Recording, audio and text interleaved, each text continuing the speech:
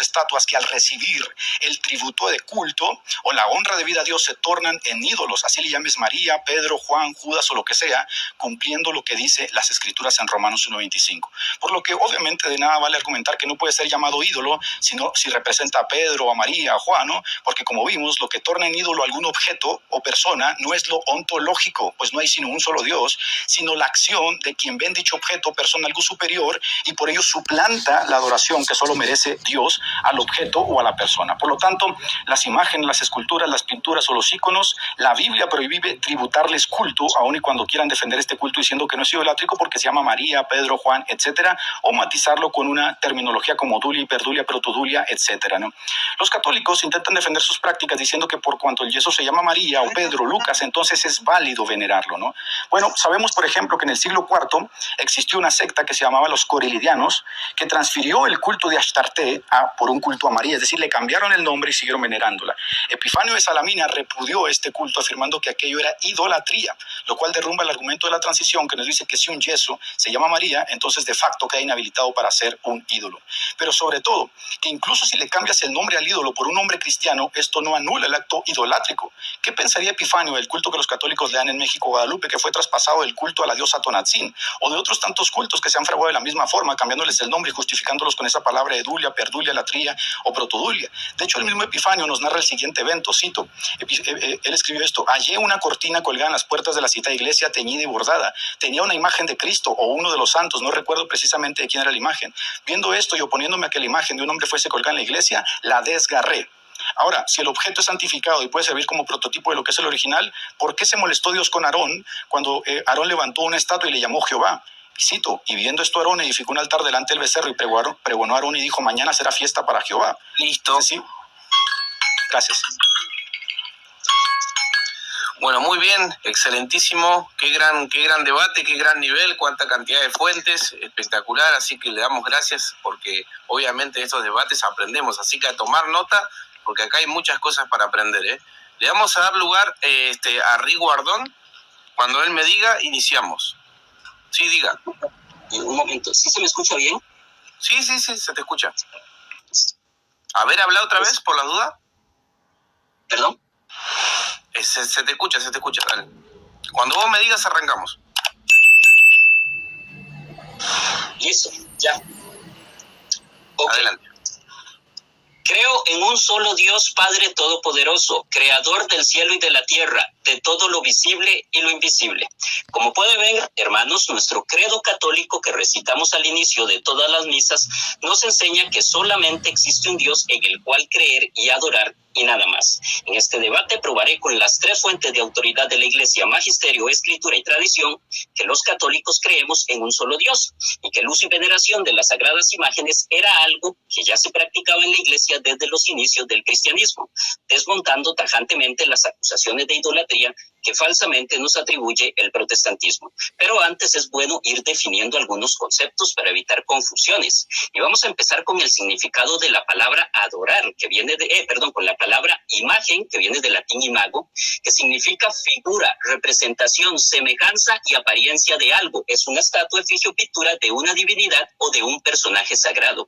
También es importante saber qué significa venerar, que viene del latín venerari, que significa respetar en sumo grado a alguien por su santidad, dignidad o grandes virtudes, o a algo por lo que representa o recuerda. También es necesario clarificar dos conceptos importantísimos sobre los cuales girará la temática de este debate, y me refiero a los conceptos de adoración y de idolatría.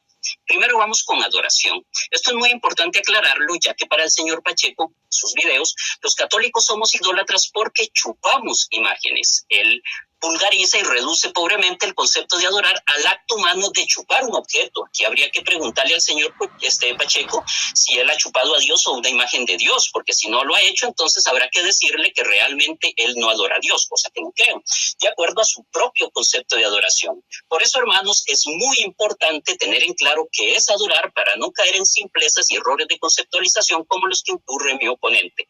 Entonces, ¿Qué es adorar? Adorar es algo mucho más grande y profundo que besar, tocar, arrastrarse o chupar una imagen. La respuesta sobre lo que es adoración nos la da acertadamente el numeral 2096 del Catecismo, que dice: la adoración es el primer acto de la virtud de la religión. Adorar a Dios es reconocerle como Dios. Esa palabra es muy importante.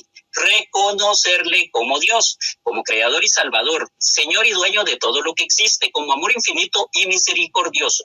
Hermanos, los católicos no creemos que la Virgen María, los ángeles, los santos o las imágenes que a ellos les representan sean nuestros creadores, salvadores o dueños de todo lo que existe. Más absurdo es pensar que los católicos creemos que un objeto inanimado como una imagen sea quien creó todo cuanto existe. Por eso los católicos no somos idólatras. Ahora, ¿cómo se adora a Dios? Bueno, nosotros creemos que a Dios se le adora en espíritu y verdad, tal y como lo enseña la Escritura en Juan 4:23. Pero la hora viene, y ahora es, cuando los verdaderos adoradores adorarán al Padre en espíritu y verdad.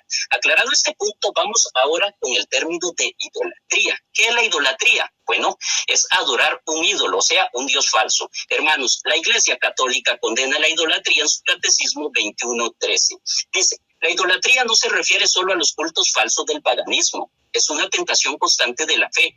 Consiste en divinizar lo que no es Dios. Hay idolatría desde el momento en que el hombre honra y reverencia a una criatura en lugar de Dios. ¿Cuáles? Trátese de dioses o de demonios, por ejemplo, el satanismo, de poder, de placer, de la raza, de los antepasados, del Estado, del dinero, etc. La idolatría rechaza el único señorío de Dios. Es, por tanto, incompatible con la comunión divina. Bueno, aquí sería bueno recordarle al señor Pacheco que la Iglesia Católica en el siglo IV condenó a los coliridianos por idolatría a la Virgen María. Aclarado esto, vamos ahora a las pruebas según el magisterio. Pero antes es bueno hacerse una interesante pregunta. ¿Enseña la Iglesia Católica que existen más dioses o que las imágenes son dioses? La respuesta es un contundente no. Por el contrario, nosotros creemos que existe un solo Dios, pues así lo enseña la Escritura y el Magisterio. La Escritura en 1 Corintios 8:6. Para nosotros, dice Pablo, sin embargo, solo hay un Dios del cual proceden todas las cosas. Eso lo creemos los católicos. Y el Magisterio, por medio del Catecismo, en el numeral 200. Dios es único, no hay más que un solo Dios. La fe cristiana cree y confiesa que hay un solo Dios por naturaleza, por sustancia y por esencia.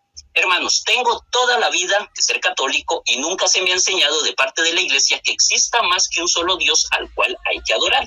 Por lo que se podría decir, utilizando una palabra por mi querido amigo Pacheco, los católicos practicamos un soloísmo divino, o sea, creemos en un solo Dios. ¿Qué enseña el Magisterio Católico acerca de las imágenes? Empecemos citando también el Catecismo en el numeral 21:32. El culto cristiano de las imágenes no es contrario al primer mandamiento que proscribe los ídolos. En efecto, el honor dado a una imagen se remonta al modelo original. El que venera una imagen venera al que en ella está representado. El honor tributado a las imágenes sagradas es una veneración respetuosa, no una adoración que solo corresponde a Dios. Más claro, ni el agua.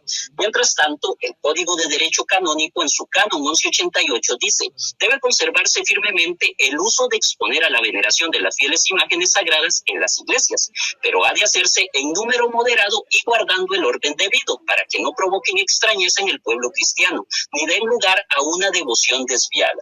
También, un dato histórico más sobre esto son los concilios. Recordemos que los concilios son la máxima voz de autoridad de la Iglesia. Esto se dijo durante el segundo concilio de Nicea en el siglo VIII. Siguiendo el camino real, fieles al magisterio divinamente inspirado de nuestros santos padres y a la tradición de la Iglesia Católica, definimos con todo esmero y diligencia que lo mismo que de la preciosa y vivificante cruz, así también hay que exhibir las venerables y santas imágenes en las santas iglesias de Dios, porque cuanto más se le contempla en una reproducción figurada, tanto más los que la admiran se sienten estimulados al recuerdo y afición de los representados, a besarlas y a rendirles el homenaje de la veneración. En griego, proskinesis timetike, muy importante esa palabra. Aunque sin testificarle la adoración, la tría.